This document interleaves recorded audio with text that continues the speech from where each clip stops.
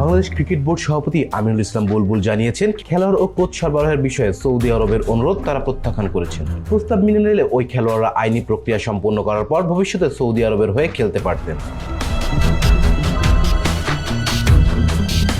Vision 2030 কৌশলের অংশ হিসেবে ক্রিকেটে বড় ধরনের আন্তর্জাতিক সম্প্রসারণের উল্লেখযোগ্য আর্থিক বিনিয়োগ করেছে সৌদি আরব। একই সঙ্গে তারা ঘরোয়া ক্রিকেটের দ্রুত উন্নয়ন এবং আন্তর্জাতিক অঙ্গনে অগ্রগতির দিকেও জোর দিচ্ছে।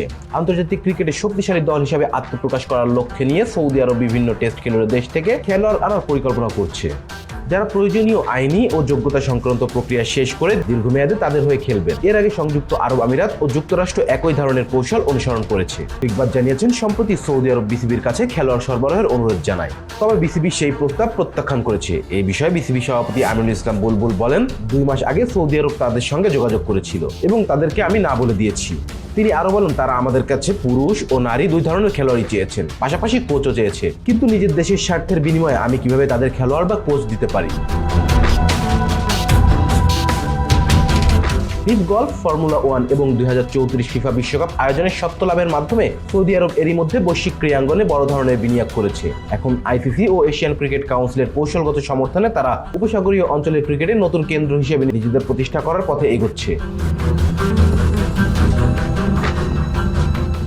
ইসলাম, স্পোর্টস।